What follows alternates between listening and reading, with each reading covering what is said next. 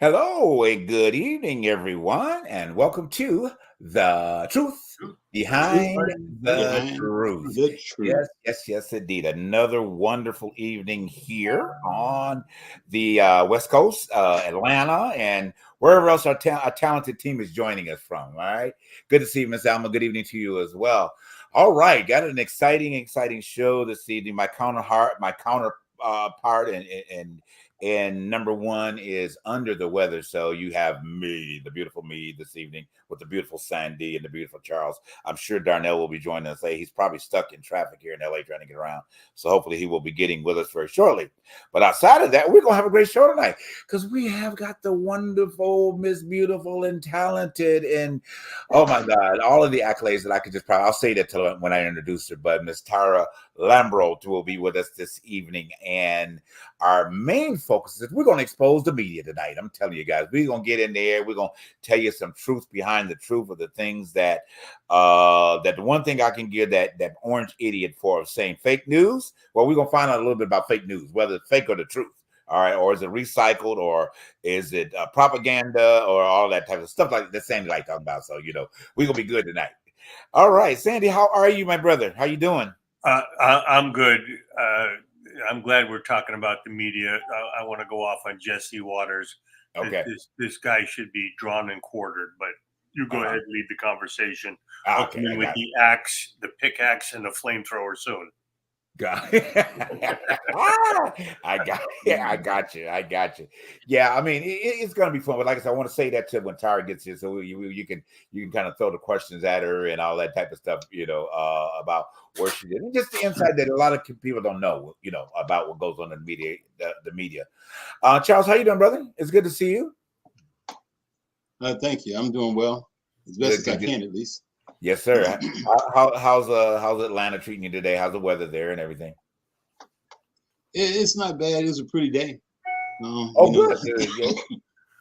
Yeah, Atlanta. Today is warm. Tomorrow will be sunny and rainy. You never know. Exactly. Yeah. So California's trying to catch up with Atlanta. No, I'm just kidding. Atlanta trying to catch up with California, but we're doing good out here. So, which is wonderfully good. All right, well, let's go ahead and dig in. Let's for the top of the news chain. Then, like I said, we'll save our media for later on.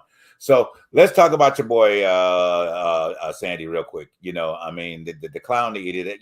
For some reason, this idiot just consistently has to find a way to be in front of the camera. That's going to lead into probably we'll talk about later. But the situation with the trial that's going to go on him, I think falling asleep in the during the trial session, and then not following the gag order and that. So my thing, and I want to hear my thing. I think they should have the judge is being a little bit too lenient, at the end of the day, and I'm just kind of wondering why he's being too lenient on this clown.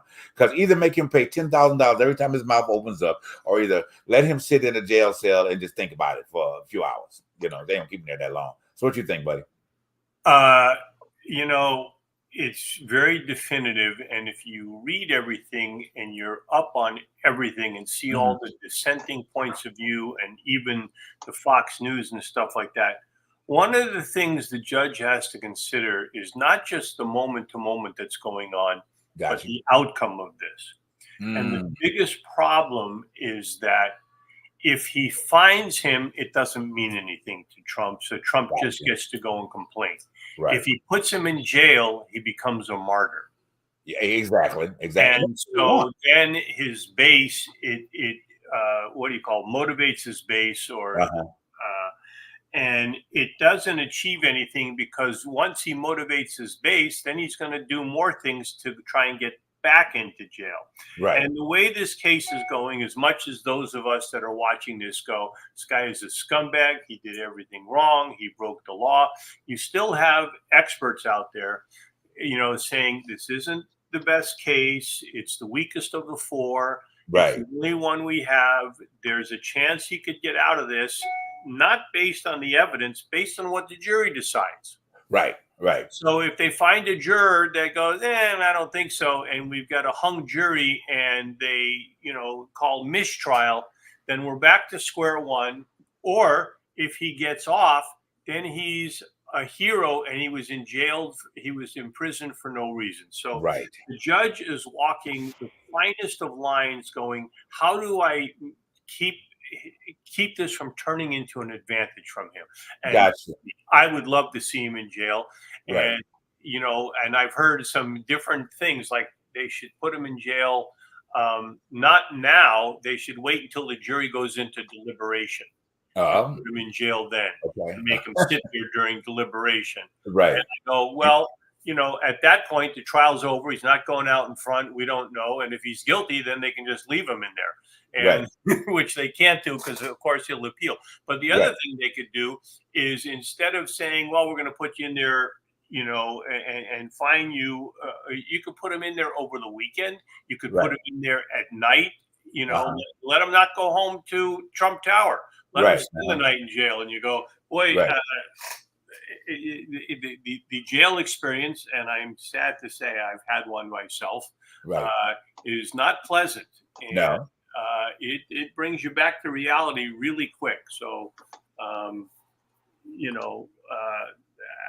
what do you guys think? I just, I'd love to see him in jail, but if we're going to put him in there, I never want him to come out. Right. Well, yeah, that's, I think, the general consensus, right? Go ahead, Charles. I'm a little torn on the way. I agree that I feel like it's a one-sided. It's a lot of pampering being done. But then on the other hand, we don't want to make him a martyr. And that's what he's looking for. He wants to be crucified in front of the cameras so he can go, oh, look at what they did to me, how they did it, and how bad it was. And But then if you look at the Supreme Court, they're leaning toward giving him immunity for everything he did. That was going to be my next point we were going to talk about, but go ahead. No, but this is my thing. They say, what if he makes a mistake? How do you make a mistake when you have a entourage of so-called the brightest minds, the deepest thinkers, and you have them to consult? If you go outside what their consult is, that means you were doing it on purpose, intentionally. Right. Now, if there's personal gain or personal reference to it, then that makes it, to me, that makes it just like everyone else. Right. You did something wrong. So there is no, because you're the president, you get to make mistakes intentionally. Right. And they even ask them, what if you killed your opponent?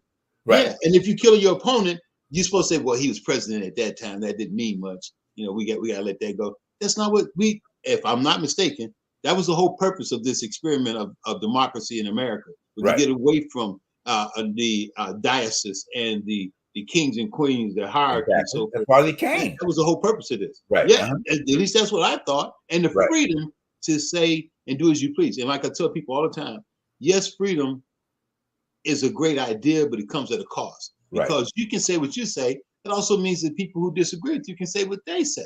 Right. You can't do a one-sided thing, say, well, we're all right. They're all wrong. Right. Everybody gets their say. The key to it is, what is the proof in the pudding? Where's the evidence to what you're saying?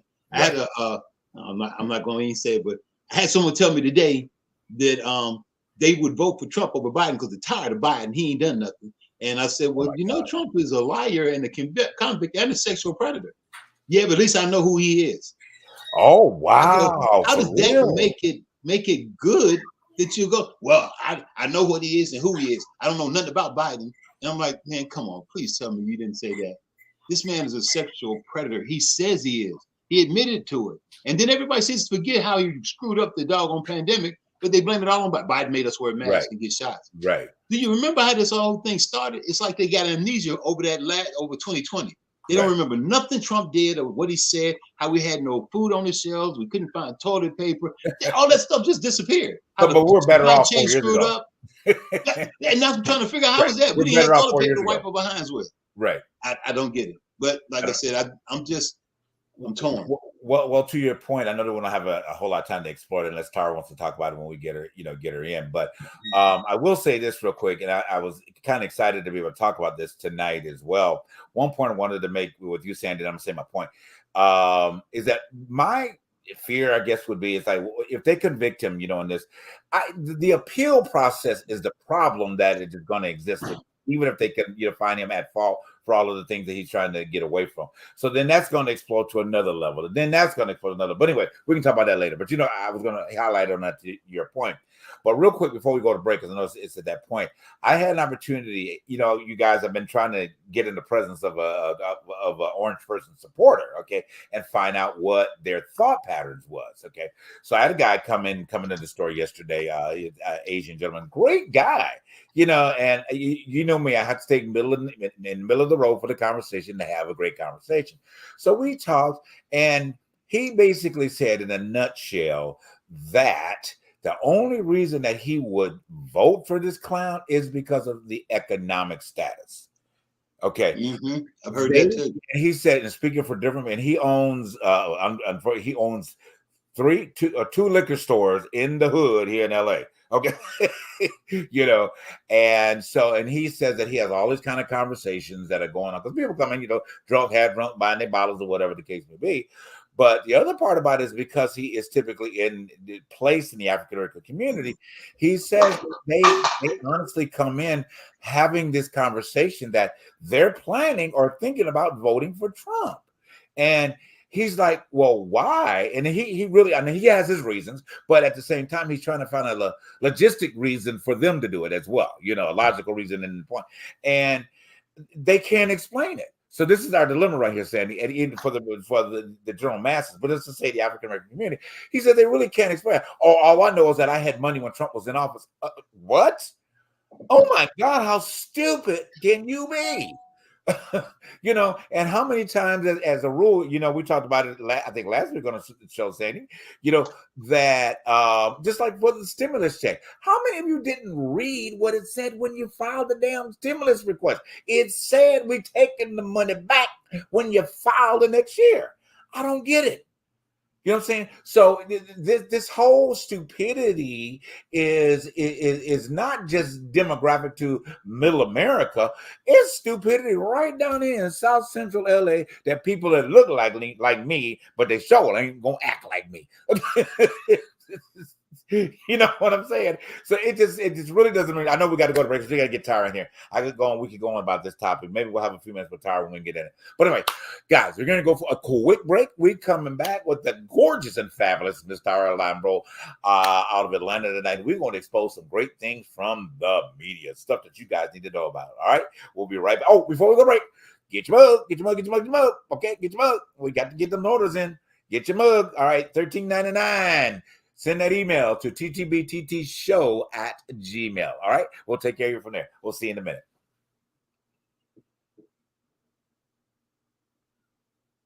Or maybe 2 minutes.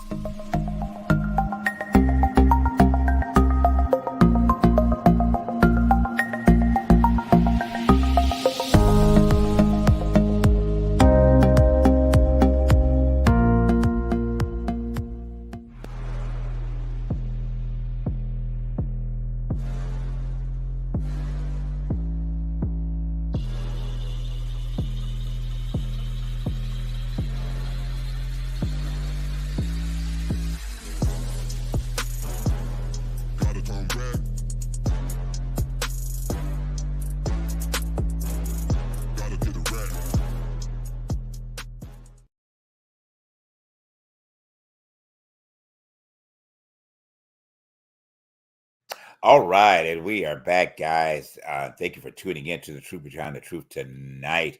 Before we bring Tara, Tara's waiting in the green room. There was a great. Did you see the comment, Charles, that came in a minute ago? I may have came in on my side, may not know. He asked a question, and then we'll bring Tara after 30 seconds each. We'll answer this question. He asked the question that was from Joe Mathis. He said to the gentlemen that are talking about this, what would you do as president? So I don't know if you saw that on I saw it on my end, Charles. So let's address that. You didn't see it on your end. Okay. So let's address that, each one of us. 30 seconds. Okay, real quick. Sandy, what would you do if you were president? What would you do? Right now, what would I do? What would you do? Well, I think Biden's doing a fine job, but okay. If I was president right now, I would assassinate Trump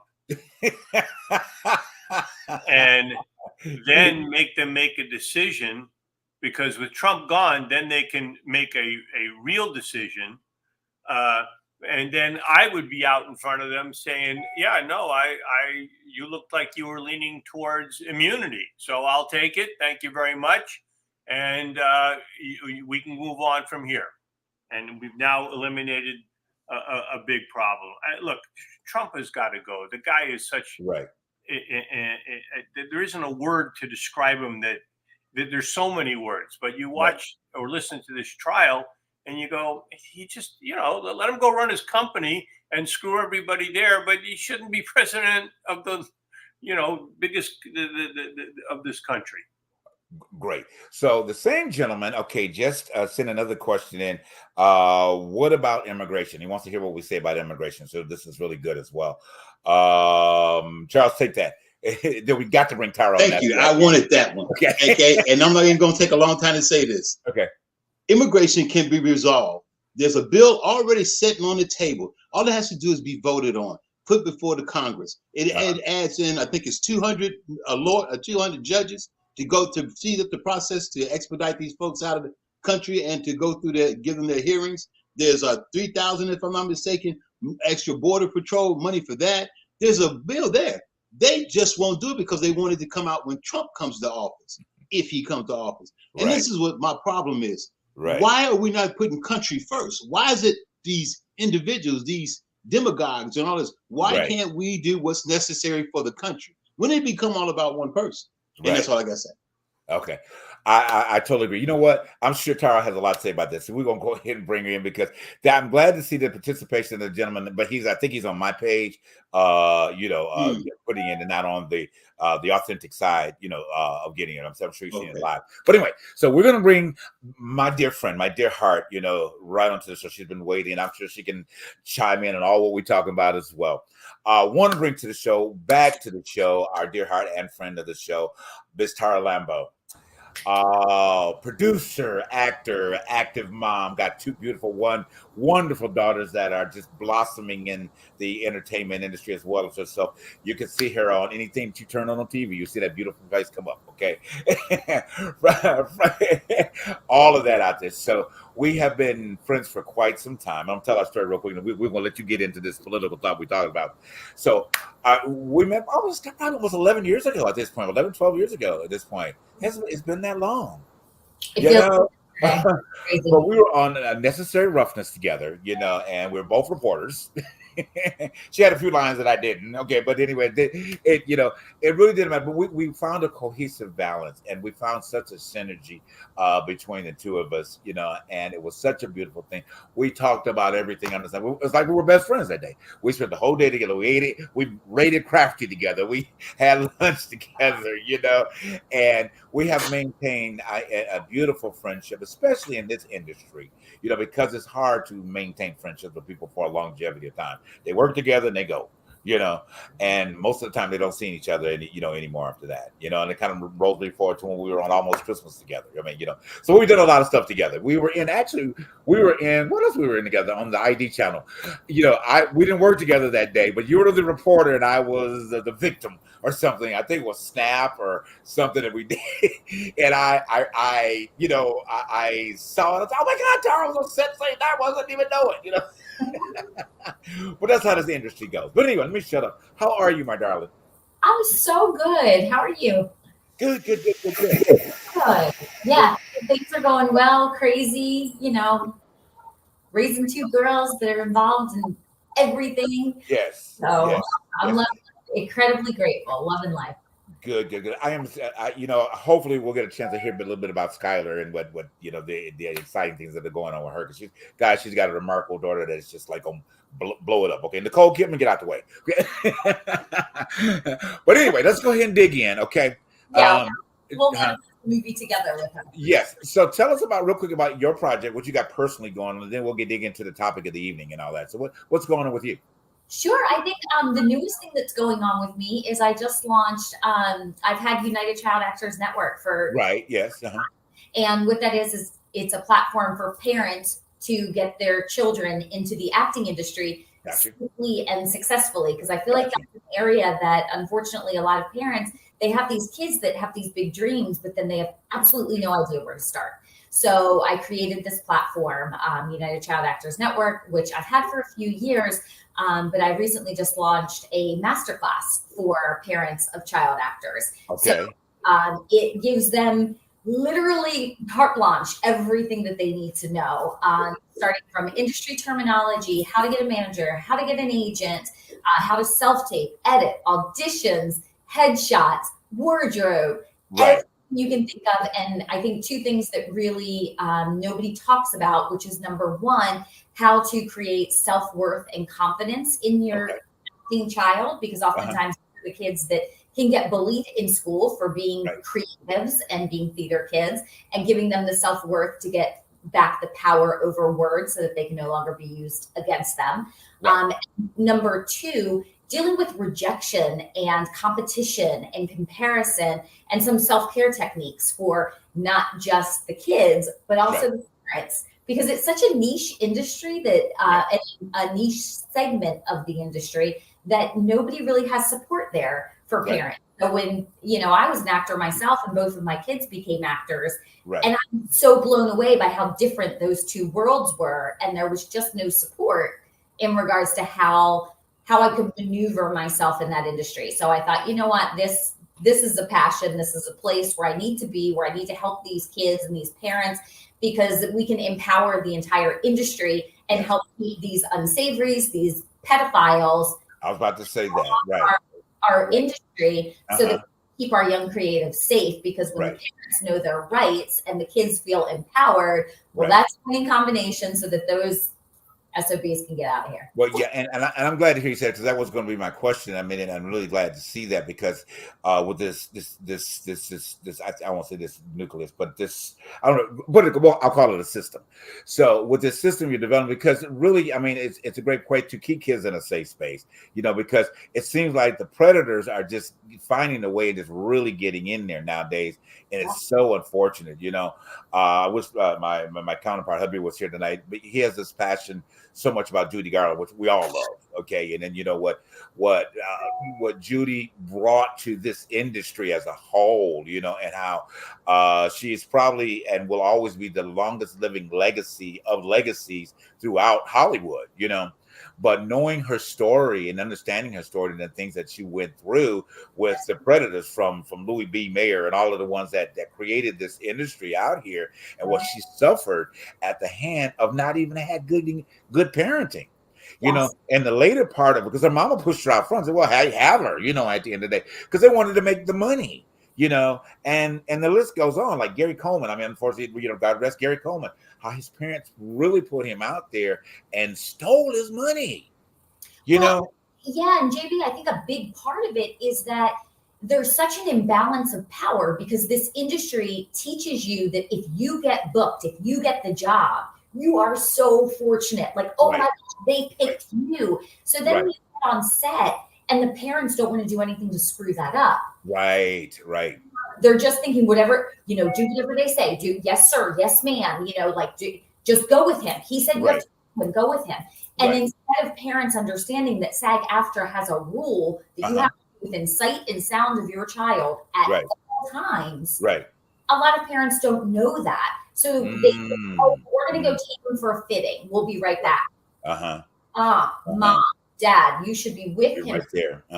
If they don't know, they don't know. So I think a lot of these parents too didn't have the worst of intentions. Gotcha. They were so unbelievably naive, and the child falls victim. Right. So that's what I'm hoping to correct.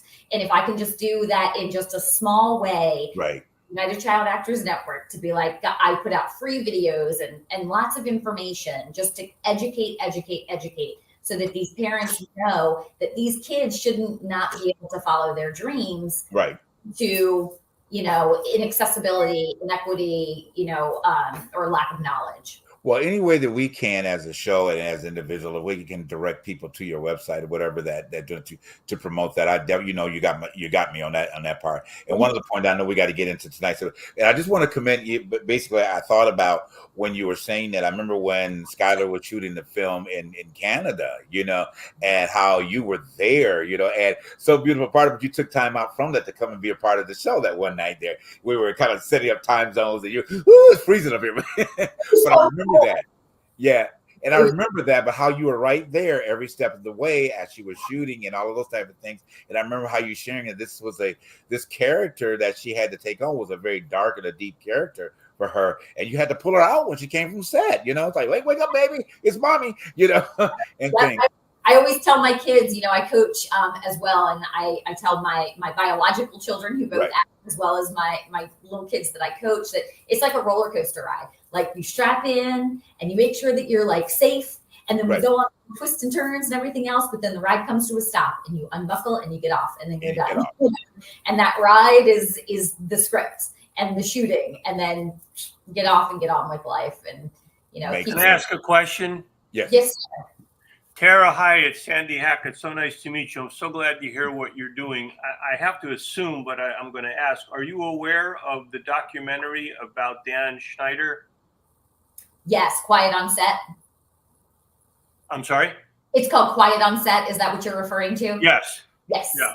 Because, that sums up everything that you're talking about and what's going on out there and that we've got to stop and what you're addressing. So bless you for doing that, because when you watch that thing, it's horrifying as a parent to see what they did to those kids. And some of it, he, directly or indirectly, he was responsible, but, it was horrifying.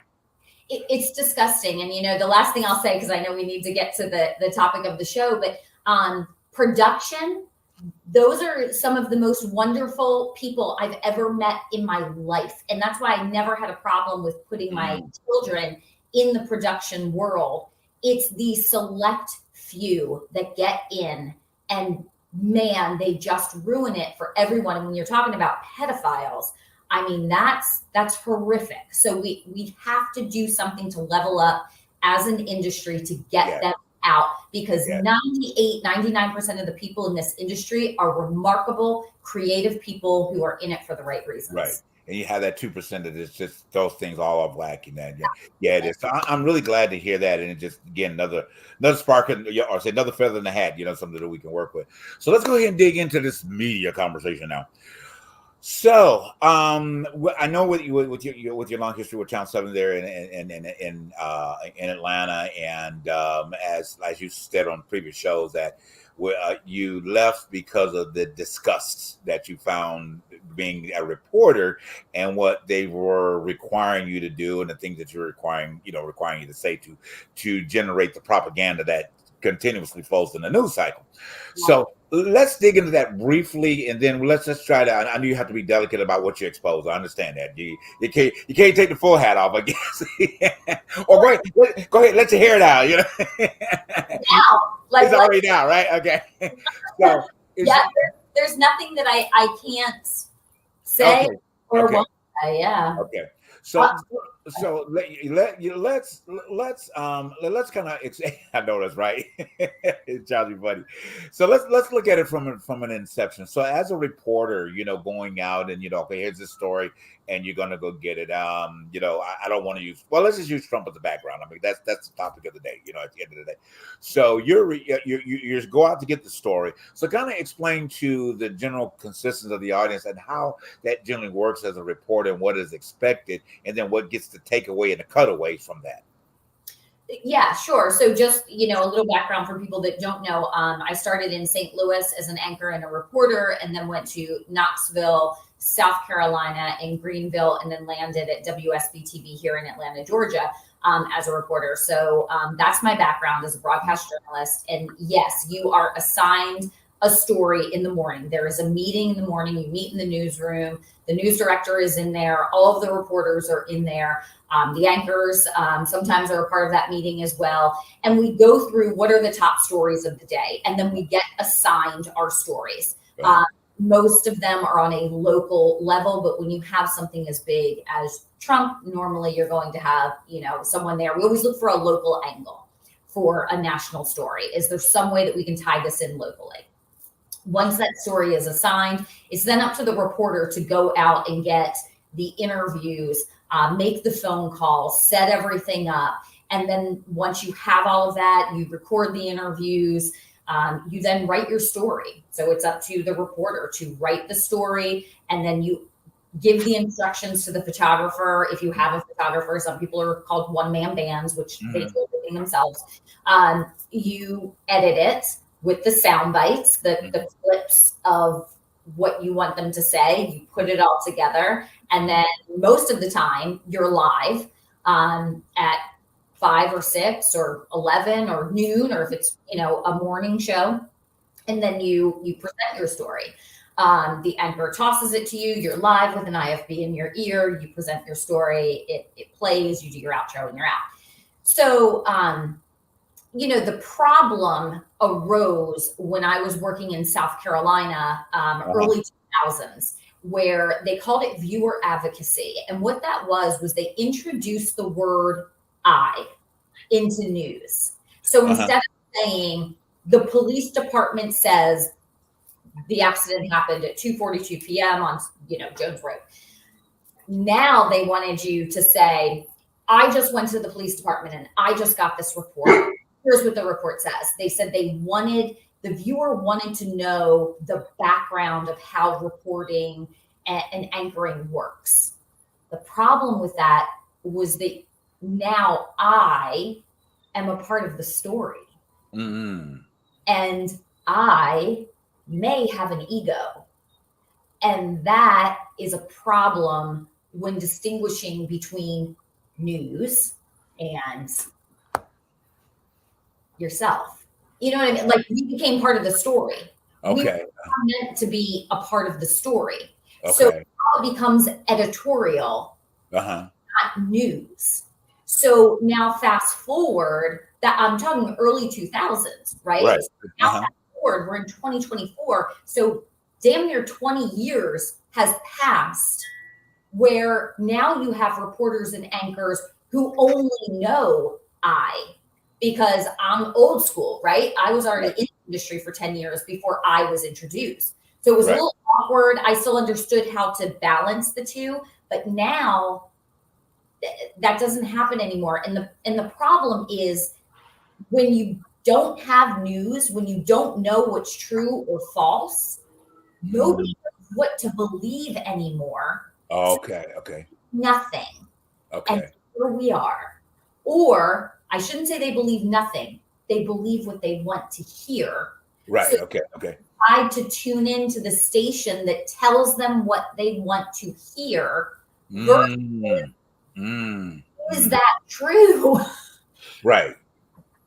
So is it? I'm sorry. So is it? And I know Sandy's got a lot of questions for you. So is it safe to say that this development of the consistent propaganda that rolls out from the different networks on a regular basis is where that general audience, as you just said, that they want to hear, whether and most of it is a lie. Let's just go ahead and throw Fox News up under the bus. I mean, it seems no accountability. Okay, well, yeah, none. No accountability at all. None. And just the editorial, as you said, perspective of how and I'm gonna say clowns that can sit on TV repeatedly over and over again and say this BS. I'm gonna say bullshit about that clown that's in front of us, and then make it like, this is like your family is being destroyed based upon our propaganda, and the rest of this world that follows them thinks that's absolutely true. It's sad, but let me shut up. I can keep talking. Sandy, go ahead. I know you got to wait. It's an excellent explanation, Tara, explaining it to us. We've become from third-person news to first-person news. And then the anchors or the people giving us the news read it as if it's gospel, and they and at some point, and look, this whole thing with Fox, where they got fined $700 and something million for the election fraud, but still they're putting out lie after lie after lie every day, and you go, how did that not? I mean, that was a big number, and what's his name lost his job for being part of it. Their number one anchor Right. Whatever his name. The other. It's amazing how quick I've forgotten his name. Sean Hannity. Tucker Carlson. Tucker Carlson. Tucker Yeah, Carlson. Carlson, yeah. Right. So he's disappeared, went to Russia to give us more stuff. And it's just, and now that guy, that Jesse Waters, I mean, I don't mind a dissenting opinion if someone has an opinion about something, but when you're putting out lie after lie after lie and appealing to people that they want to listen, Carrie, you're right. They want to listen to your lies because that's what they want to hear. I want to hear Trump's a good guy because that's who I want. And if he's going to, he should be president because he's just being, I'm listening to everything Trump's saying that, yes, he's been abused by the system and the Biden Justice Department is going after him. And you go, well, what a crock of shit. Yeah. Sure. And if you've seen, is it called The Social Dilemma? The documentary in regards to your cell phone and the things you're going to see on there. They did such a tremendous job of explaining this even deeper by saying what you click on and what you watch, AI then goes, oh, you're a Trump supporter. Oh, you're anti-Trump. And then they start feeding in more and more and more of that. And everything's being presented as news. So they're being educated on what they're seeing on their phone, taking it as gospel because it's being presented as news and editorial content. So there's no distinction now between the two. And both sides are getting that. So then both sides meet and they just have no idea how this person can think this and how this person can think this based on what they've received as news. So it really creates this unbelievable dichotomy of polar opposites, oppositional views in our world where people cannot come together because there's no more truth. And I got a theory on that. I have a theory on that, but let's go to break. And once we come from break, we'll go back over that theory. Okay. I got a real spill on that. Oh, good. Okay. Well, I'll definitely let you put your point when we come back from break. Real quick, as we go to break, what you're speaking of to our resident therapist that was on the show a few weeks ago, it's a program. And it's a program system. And she said programming is the way that everybody in society is being done. And we can explore it. I just wanted to bring that point out before we went to break. All right, guys, we'll be right back after this quick break. But more. Get that meat.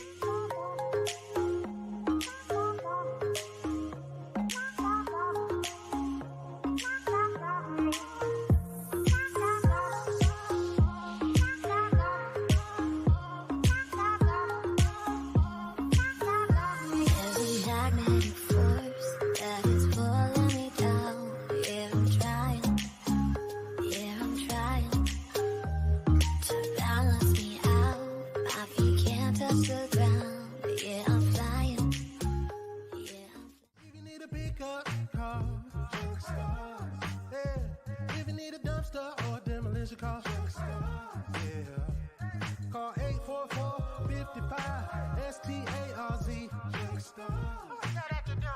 It's Junk Stars, babe. Hey, my name is Thurston, and here I have my CEO, son Langston. We specialize in junk removal, dumpster rental, and demolition. So if you need junk removed, call Junk Stars. You need dumpster rentals, call Junk Stars.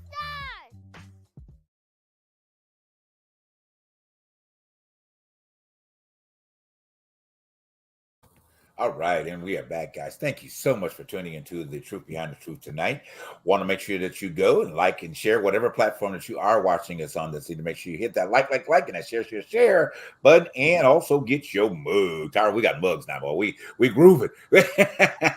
So get your Truth Behind the Truth mug. I'll say we still have our contest going on.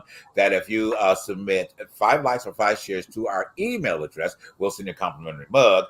If you'd like to go ahead and purchase it, it is still on promotional price at $13.99. And we will send it to you free shipping. I feel like a commercial. Free shipping, Anyway, let's go ahead and dig back into this great conversation as we are exposing the media this evening. Charles, you had the question. Okay. This is it's basically an opinion, and of course, everybody's got one. the way society has changed over the years and the way we've transitioned from more user friendly everything. From now you don't have to turn the stove on, you got a remote or an app on your phone. Let's turn it on, tell you how long you want it to cook, and shut it down. Same with our news. We've gone to become a nation or a world of sound bites. Everything is convenience. Give me it in one little plug, maybe 8 seconds. It used to be 8 seconds, now it's 6 seconds is the attention span. So Right. you give me that little sound bite, boom, and I run with it. And they go, Trump's very good at that. Trump has that down pat. That's why he gives everybody little nicknames. He knows what to click, what a stick is like throwing spaghetti on the wall. That works. Throw that over there, see if it'll stick. The problem we have now is too many people are lazy. They don't want to do the work to find out what is true. And AI presents a very, very real problem because we saw with the Pope in the car in the fur jacket. You can turn a video that looks almost authentic as the real. And people just like the internet, we are so behind on the rules and the guidelines and the boundaries that it just runs wild and amok. Till you turn around, now you got to catch up, and it's hard to catch up once it's out the corral. You know, you can't just chase that buck around and pull it back. Once it's there, and that's the problem we're having now. People look at TikTok as the news. Yes, it may be live, but it can be manipulated very, very much, and people don't understand that. And I had people tell me all the time, "Well, I saw it on TikTok." What did it say? Well, they said, America's wrong, but you don't know the depth of it. There's more to it than just America's wrong. There are too many instances where we don't know the history. People don't know that Israel's been fighting, the West Bank and so forth for years, centuries almost. And nobody knows that. All they know is that one incident of the 14 people getting hurt by the Palestinian, by Hamas, and now that's the whole world. But you don't remember all the things Israel went over there and bulldozed all those homes. They went over there and they killed, they racked up all those people and took over. There's a battle going on that we don't understand that there's two sides to it. And that's like I tell people, Hamas is bad, but that's understand Americans. All Americans aren't bad. There's some bad actors, and you have to get those actors. But you can't wipe out the whole place because of a few bad actors. And that's where we're getting twisted up at. We're not looking into the whole picture. We're just seeing sound bites. And that's the problem we have with just microwaving. Give it to me quick and get out the way. Just that simple. The problem, Charles, is where do you go? Yeah, I was going to say that. Uh-huh. And truly, and this is really bad because here I am as a former journalist. I can tell you, I am not abreast on the news that I should be. I don't know where to go. Wow. The truth. Wow. It's so disheartening. It's so disappointing because you don't want to put your head in the sand. That's why you're here, Tara. We're the truth behind the truth. Right. It's the only one I can go. This is it. Because there's just no place to go. Yes. And when you always know, I mean, the right to free speech, right? Like literally, number one, we have the right to free speech. And who knew that our forefathers understood how important that was going to be in the rights of journalism to keep people on the up and up? It's gone. Yes. It's gone. And we have created just this unbelievable storm of. Can I curse on this show? No, go ahead. Heck yeah, girl. I'm like mute if I can't curse. No. You're fine. Go right ahead. I'm Italian, so it comes with the Okay. it's such a shitstorm that like we Right. have no place to go to find our truth. And when you don't know what, how do you form an opinion? It's literally, I mean, think about it. It's like your teacher back in high school saying, I want you to write this essay, an argumentative essay on, pick any topic in the world, but I'm not going to give you any truth on it. You're right. Exactly. How am I going to do that? Right. You have no way to form an opinion if all you have is gossip. Right. And that's what this is. And I love Charles, where he was like, now this is my opinion, right before he started everything.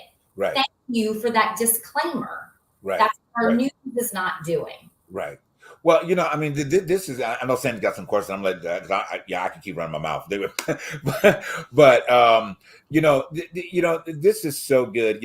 My thoughts are here, and everybody's, points about this. It's like, for us being, I think, a leader, and as what we're trying to be, as we're doing, as a bulldozer, if I may use that term, because I got my bulldozer up in the corner up here. He'll tell you that in a heartbeat, But I think that this platform, and thank you for saying that we do try to open up that opportunity. You know what I mean? To spread and I'm gonna use this disclaimer, the gospel of truth, not necessarily religious perspective, but gospel means truth anyway. I mean, good news. So, we really want people to understand that. We really want to understand that, these news media cycles are doing nothing but programming you into the abyss of a hole, or actually a black hole. And you wonder why you're there. You're like, where can I ever get out? As you're saying, there's just nowhere to turn for the general person that doesn't have the thought ability to seek more, because now whatever community group that you're a part of, if you say that you're a truth seeker, they think you're from another planet. Yeah. You know what I'm saying? Yeah, and I just want to preface, I don't want to paint the picture that all journalists are bad. No, we weren't getting that. No. Friends are still journalists, and they Right. have a heart of gold, and they have that I want to make a difference. I want to be a leader. I mean, Right. I got into journalism because I truly wanted to change the world. I wanted to make Right. the world a better place. And I believe that those people are still in this industry. Right. But Right. what you're faced with is ratings. So Right. That was my next question. Uh-huh. Mm-hmm. that your intro grabs them, especially local news. Local news is going away because Uh-huh. nobody's waiting until 5 and 6 o'clock to get their news. They're getting it on TikTok. They're getting it, Right. their TVs are everywhere. It's a ticker at the bottom of the screen. So Right. it's going away. Like it will be gone within, I'm predicting the next decade. Uh-huh. But it's still very cheap to make. So that's why it's still there. Mm. However, you have these journalists that really want to do good, but they're met with money. Like it has to be good ratings. You have to keep the viewership. Mhm. It has to be juicy. All of these things that make their job really difficult to do. And local news is not covering what we're really talking about on the national circuit. Right. So Okay. Uh-huh. is kind of apples and oranges. They kind of get into the national news that they kind of take from the big news. It's true. So, and now that you're explaining that, it makes even more sense. That I think Charles and I talk about this, and I'm not saying that we're news junkies to the point that the ability to decipher what's coming at us and the venue that it's coming from. But go ahead, Sandy. I know you got points up because I can keep going. But go ahead, Sandy. Zan. You're talking to me? Yeah, I was saying, what was your point? I'm sorry. Because No, I keep running my mouth. I want to make sure you get those I'm in. just listening to this. For everybody that we don't get to see the trial, but we get to see the reports. But this David Pecker telling us what the Enquirer and the other news rags were putting out there, Uh-huh. and you go, it's so disgusting that you go, you guys just made up the wildest shit you could come up with to say Ted Cruz's, and I am no fan of Ted Cruz's, but to say that his father was involved in the assassination of Kennedy. Oh my And God. he called it at the time and said, look, this is Pecker and Trump are making this up. Trump, I'm not making up anything. And you go, boy, and people are gullible to that stuff. And, we all think, most people think, well, the Enquirer makes up some of the stuff, like when you open up inside and it says, an alien came to my house and made me breakfast with eggs from Mars. And you go, okay, I'm not going to believe that. But I will believe the cover that says that Ted Cruz's father was involved in the assassination of JFK. And you go, that just puts enough doubt in there to get a guy out of the race. And as bad as Trump is, Right. I think Ted Cruz might have been But better. No solution. But what does that say about Cruz? He became Trump's friend after all that. How this is my problem. Where's the morality? Where are the scruples? If my man told my wife was ugly, and then he told me my father killed Kennedy, and now I'm kissing his butt and I'm his best friend, what does that happen? I'm still kind of lost on how this changes. He told us that Lindsey Graham was gay. He didn't have no woman. He's never had a woman. Now Lindsey's his best friend. They all said Trump was a racist and a grifter, but yet now they're all his friend. This is where I lose it. We don't have any standards. We're flip flop, and it's all about that mighty dollar. Everybody wants to get paid. Right. The congressmen going to Congress now as $100,000 salary, and they're millionaires in the next 2 years. It's just so. Well, all you over know, you packaged up a lot right there, Charles. You know, and it's kind of like leading into where I was thinking that you don't. This is kind of like the question where you said earlier, Charlie. It's like we don't know where to go. You know what I'm saying? Because you can't rely upon typically on your news cycle to bring you the truth behind the truth. You know, or just the plain old damn truth. Period. You know, at the end of the day, so you really kind of feel lost, you know. And yes, pushing our show again, this is the place where you need to go to find out the truth of your life. But from what we're talking about right now, to relationships, to religion, to the political spectrum, to fun, to life, to entertainment, because we're going to bring you that truth. You know what I'm saying? That's our goal. You know, that's our motto. You know, and you know, I'm putting this in the university because it's a moment for it. You know, that we need to be out there, guys. We need to be out there. This needs to be the #1 show next to The View. Okay, you know, on daytime television. Okay, so that they can have this great conversation and not be censored as to what they can bring to the masses of the people. You know, because if there's not going to become a venue such as this on a larger scale, I love how you said that, Tyra, is that we are going to fall into the abyss. You know, not us collectively here, but we're talking about humanity as we know it, you know, and it's a very scary thing. God forbid if Donald Trump gets back into the White House and controls the media like he wants to do, like his I'm gonna say something I shouldn't say. His friend in Russia. Okay, I'm gonna say something else. All right, I'm gonna be delicate right now. Okay, I ain't gonna be delicate. His daddy in Russia, and I'm gonna, you know, y'all know what I mean by daddy. Okay, you know, more like Zaddy, Zaddy. right? Okay, you know, in Russia.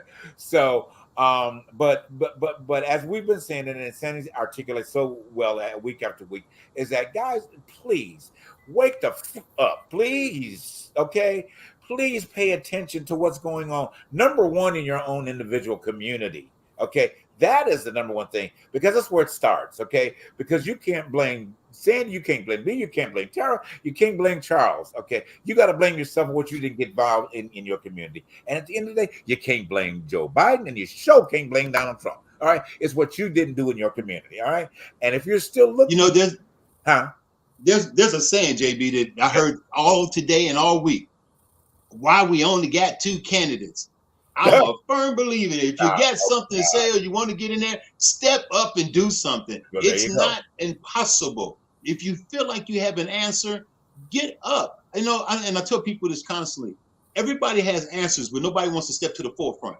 How do you expect people to do anything if you don't step up and make it known what's going on? A lady in Chicago, I saw a video last week. She stood up in the middle of the city council meeting and she said it. She said it well. She goes, "You're not going to pull the wool over us and pay for all these immigrants to live and eat when we got people homeless, been here for years and they don't have a place to stay. But you're going to bring these people from another country, give them somewhere to stay, give them an EBT card to eat, and we got people sitting out there can't got a place to go." She says, "But what we're going to do is you vote for this bill to feed those immigrants and see will you be in office next term. Wow. Because you need to be worried about your job. We're not going to sit around here and watching people go, well, my vote don't count." Yes, it does. That's why they're trying to take it away. If it didn't count, they wouldn't fight so hard to take it. Believe me, it works. And like you said, JB, our local community is where it starts. Absolutely. We have to start with our mayor, our sheriff, our what do you call it? Our city council, the commissioner, the commissaire. Everybody in that system works within that hole, and then it moves up. There's only one thing I can agree with. I said with Trump when he says, "Give it to the states." That's the power, the states. But we can't give everything to the states. The states have to step up for themselves and prove themselves accountable for what's going on in the state. Excuse me. Well, so well said, and I love that. So, Tara, as we kind of bring it on, because there's more we need to unpack, but I know we don't have enough time to unpack it all. Tonight you have to come back and continue this conversation. But I guess to the general audience, in your own way, how can you suggest to them to be? I think what's the word I'm looking for? more astute as to watching what they do watch, and how to walk away from that with at least a little bit of truth that they can, kind of bank on, for their lives. Yeah, I mean, I can tell you what I do. I do watch opposing news channels. Okay. I watch the ones I don't like. I watch the ones I do like. Okay. I avoid all commentary because Okay. I don't care what you think. Good. Okay. Don't. I mean, some people do, and that's great. But I check PBS. I check the New York Times. I check the LA Times. I will check local newspapers, and when I say newspapers, everything's online, guys. Right. Okay. I'll check them. I'll make. It's a research project. Mm-hmm. I don't want this to sound daunting because it's not. Mm-hmm. 10 minutes out of your day. Mm-hmm. Ask Alexa. Right. Find Okay. really interesting to see what Alexa says versus what the New York Times will say or versus what the LA Times will say. Wow. If you find a local a podcast that you like, such as this one, where people are speaking truth. Yes. You see a sound bite. This gets back to what Charles said. And they're saying, well, I saw it. I mean, guys, I came from a grandmother, speaking of the National Enquirer, Sandy, that she was like, they couldn't print it if it wasn't true. Born in 1917. So I was like, Grandma, the aliens didn't land in Vermont. Right. Happened. But she's like, they couldn't print it if it wasn't true. So getting out of that mindset, evolving, understanding that media is not what it was 20, 30, 40 years ago. Right. Don't have that level of journalistic integrity. Unfortunately, again, no shade to my fellow journalists. Most of them, it's not them. It is the system that they are currently part of. It's like you're not calling teachers bad by saying the educational system is broken. Right. That's the same exact thing that I'm trying to get across here. Right. But skimming those articles, looking at everything. And Charles, what I was going to say about that, if you see a soundbite, if you see the Pope in a fur coat, do a little bit of research there. See if you can find the full interview. See if you can find, because I can take a soundbite from this. If I wanted to edit this, I could make all of you sound like you love Trump. Yes, right. Okay. Sandy.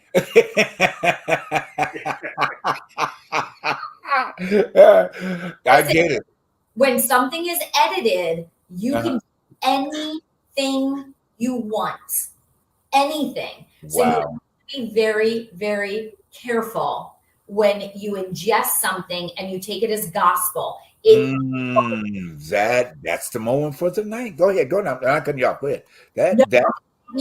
My girls sometimes will say something to me and like, hey, did you hear blah, blah, blah, blah, blah, blah, blah. And I'm like, where did you hear it? And if it's TikTok, Instagram, did you check it? Did you fact check it? I want you to fact check it. Because I don't want them going around spreading misinformation because it's wildfire, right? Yes. So and plus you want to sound educated. Yes. You want to sound like the person that can have an educated conversation and say, well, that's actually not what I heard. I heard this. What do you think? And I wish I would encourage people to just start talking to each other again. I mean, I'm a communications major. Like all the world's problems can be solved by just talking to each other. That ability to just talk to each other because we're all angry. And we're all so angry.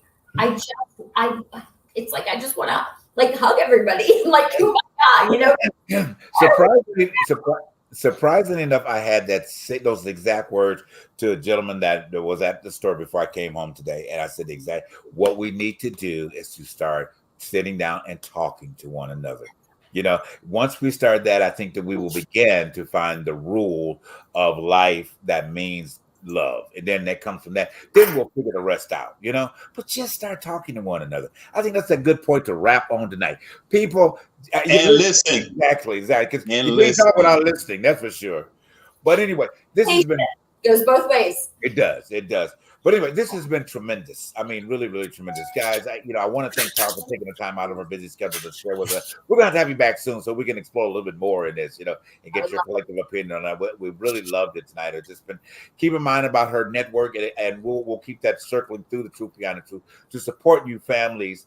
For you have children getting in the industry and what have you. We'll definitely support that. Send them your direction so they can get the right guidance, for everything, guys. Thank you so much for tuning into the Truth Behind the Truth tonight. It has been a simple pleasure. Sandy, thank you for being here. We love you. And Star, I don't know if you knew, he's Hollywood royalty to us. His dad is Buddy Hackett, the legendary comedian from that's the legend, and that's what that's our buddy. Now you know who he is. All right. Anyway, so have a beautiful night, guys. Thank you so much for tuning in to Truth Behind the Truth. Tara, love you. See you soon. Well, we'll be in touch. Okay. And thanks again, Sandy. See you Monday. Charles, I'll talk to you in a minute. All right. Bye, guys. Thanks for tuning in to what? The Truth Behind the Truth. Good night, guys.